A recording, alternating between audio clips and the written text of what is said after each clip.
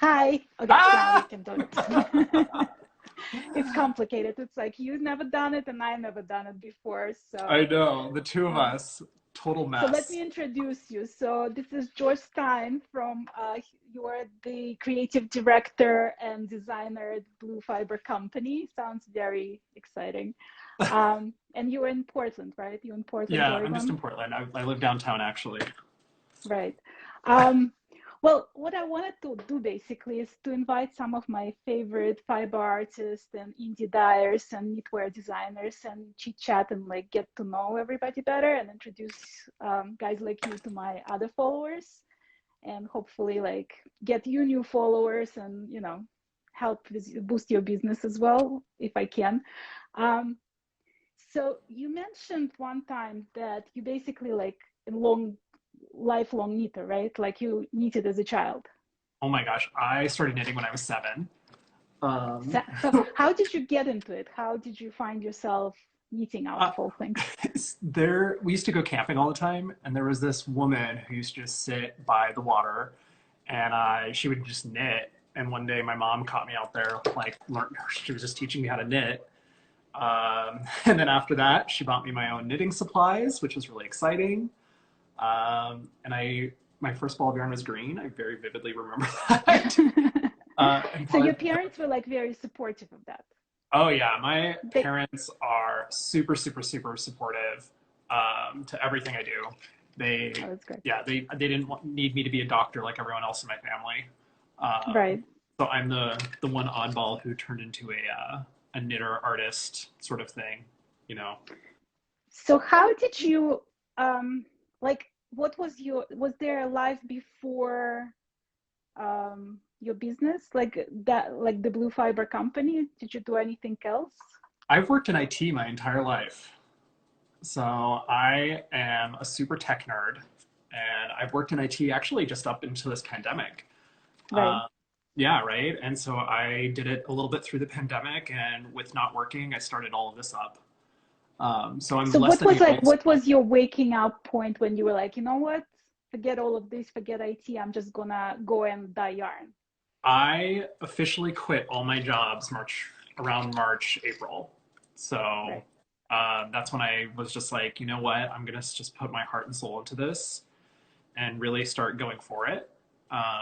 And here I am. So it's really exciting, right?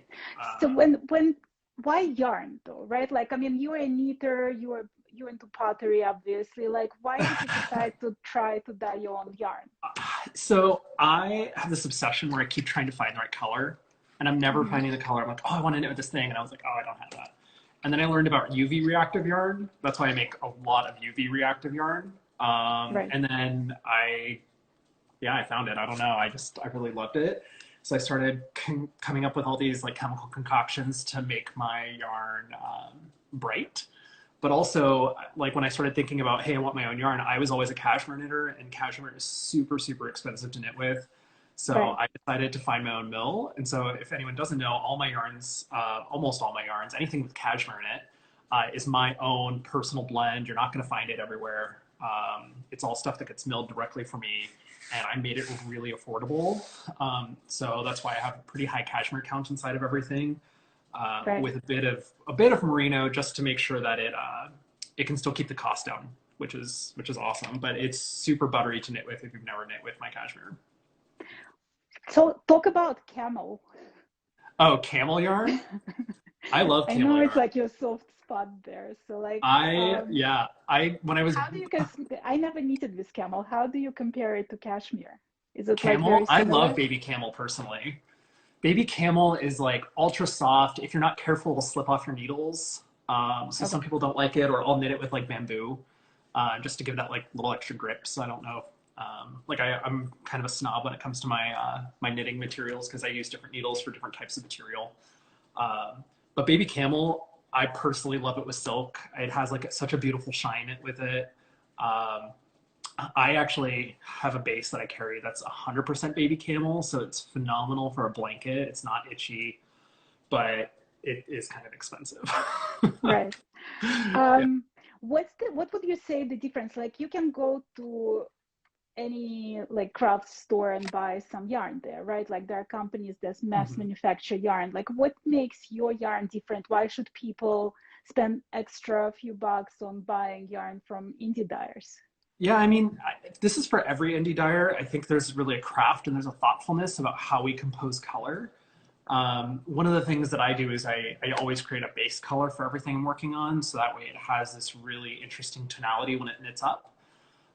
There's a certain amount of care that gets taken place. Like you might see certain colors inside of like Michael's or Joann's, and I love these places by all means, and there are times and places for these cotton yarns or acrylic even. But when you're getting an indie dyed yarn, you're really I think about how is this going to knit up and what is that final project really going to look like, and I have deconstructed it onto this wool.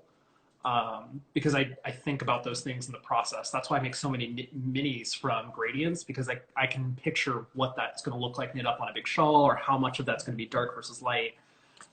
So there's a significant amount of thoughtfulness when you purchase from an indie dyer. I know I'm not alone with those types of thinking. You know, you get a memory to every ball of yarn.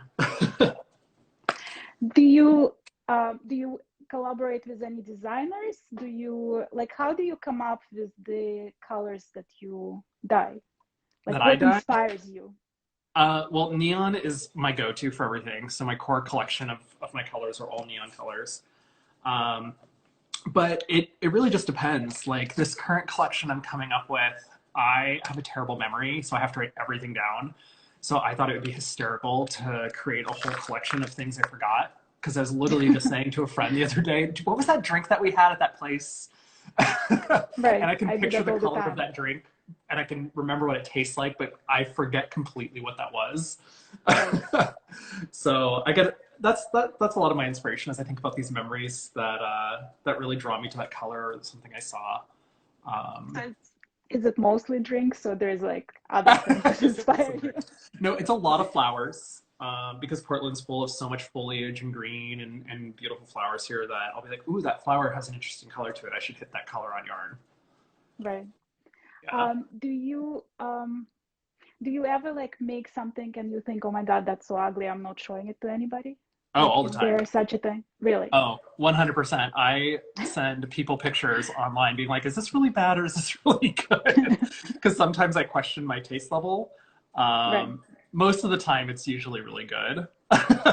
But just because it's something I wouldn't knit with doesn't necessarily mean it's not good. Because there's a lot of colors I just don't knit with. Do you, like when you just started the business, right? Talk a little bit about the very beginning. So like if people considering getting into the industry, like what's the, like, do you have any regrets? Would you do something differently? Like, was it easy? Were people supportive? Was it like super hard to get your first customers? Yeah, I mean, my biggest thing is I always tell people, don't hold yourself back from success. I did a lot of research and development. I think it's super important to take risks. Yeah, I took a lot of risks when I started doing it. Like because I started searching for like actual fiber bases before I even knew how to dye yarn. Because I was like, I can learn how to dye yarn. I can paint. I can do other things. So why not dye?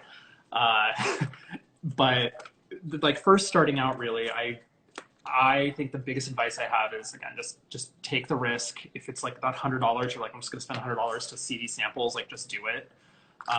Because I thought I was like, oh, I'm going to spend like $3,000 and get this whole like side thing to like do some art during Corona setup. And then it turned into this huge business. Right. Also, another question I had that somebody else asked me about you, they said, how does he achieve such beautiful pictures? Because like the thing that I hear about a lot of people who like try to get into the yarn dyeing is that they can never get the accurate color. Oh, like, so the cameras and whatever, the light, like, do you have any tricks? Tips? Oh, that's funny. There actually are some colors I photograph and I'm like, this is absolutely not that color. And I look at it.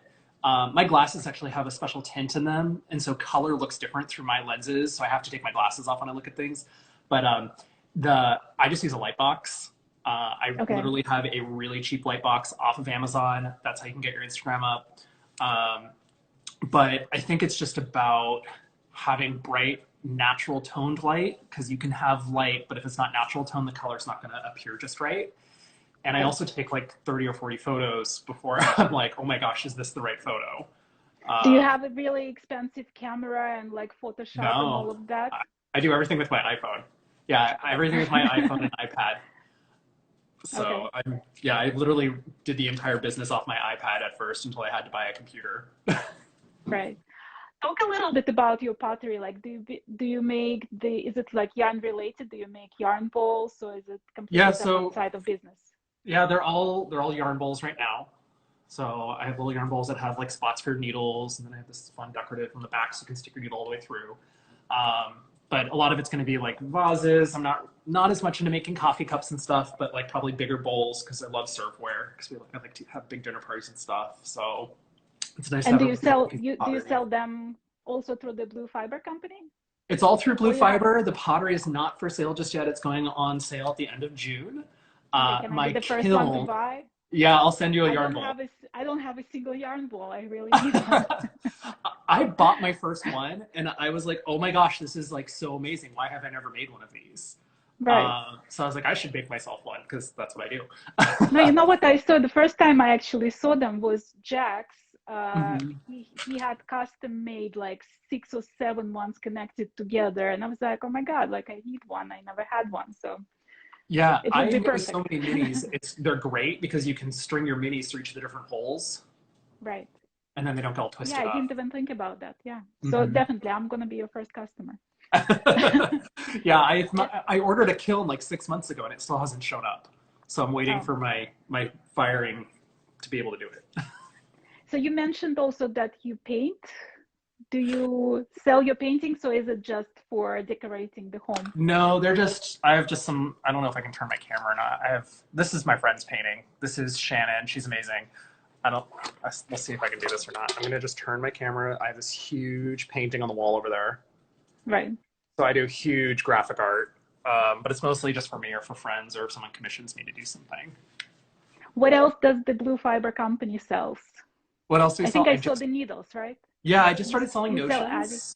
I love Addy, and I wanted to do some really fun gift sets because people kept asking me for like gift sets last year, and I didn't have any good options. So this year I'm going to have lots of fun sock gift sets where you can get your needle, your little mini for the heel and toe, as well as like a fun yarn for the body.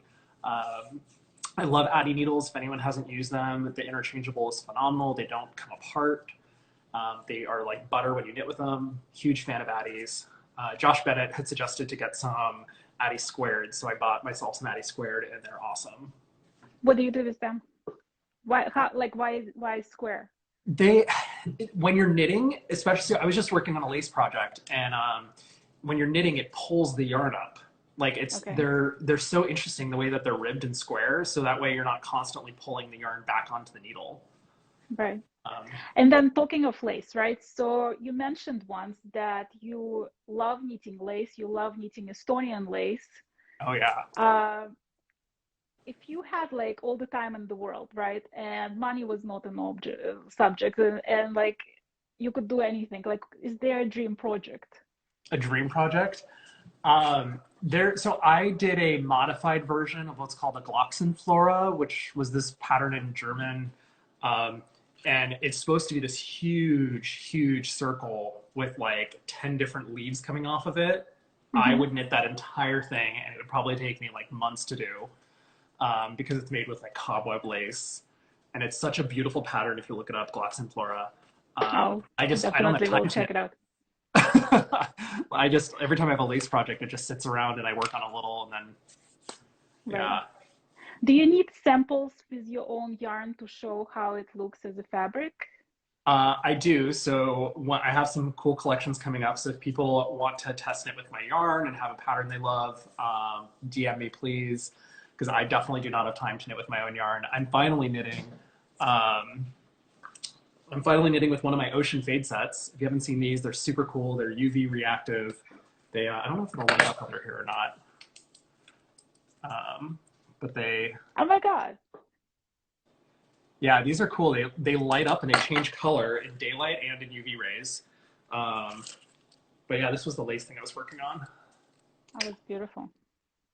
I So, love and the then rust. Yeah. it's gonna ombre. So the way these work is they go to dark teal pretty fast. So on this other half of the entire scarf, it's gonna go from like really bright light to dark teal. It'll be super pretty. Okay, that So, sounds fun. Well, I'm gonna put a link to your profile, so hopefully people who watch this video later gonna check. So you have a sale right now going on until when, Monday? yeah, till Monday, I have 20% off on a lot of odds and ends in my shop. I'm getting ready for all new stuff. So this stuff is still relatively new because I posted some fun greens, but I have lots and lots more coming Right. just because I have all the time Well, in. I'm glad I placed my order. At first I placed my order and then I put your Oh, story in my stories. So now I, everybody else can get what I didn't get. yeah, I pulled yours this morning so that way it's sitting literally next to me. I And they're know, all UV it's so reactive. I don't know cute. if I mentioned that about this one. Even better. I didn't even know that it was. uh, I actually like so I got the four skeins and they all like sort of have, and green is not my color. I know you said green was your first color, but it's like I'm notoriously blue person, but I mhm. saw those and it's like it would make a beautiful Yeah, fade with those four. So I'm thinking maybe I'll make some shawl just with your yarn. yeah, you ordered this green and then this guy. Yeah, I and love then the this green. lighter ones. Yeah. Yeah, Well, awesome. thank you so much for humoring me. We'll have to try this again. You will. Thank you so much. Okay, good seeing you. Bye.